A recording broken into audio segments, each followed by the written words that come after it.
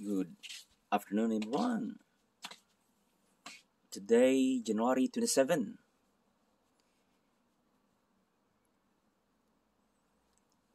2024. Update sa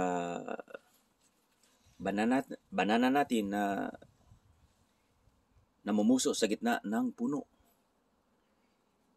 Yan na po ang saging natin. That's what our banana plants sa paso. Namumuso sa paso. Namumuso sa gitna ng puno.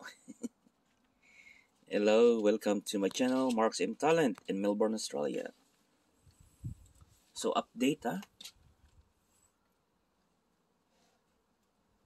Ito na yung natin, yung banana tree na got pregnant, no?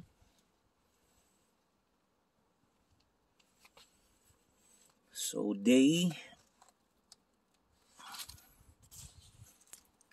12.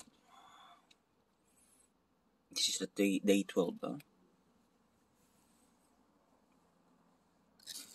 Okay.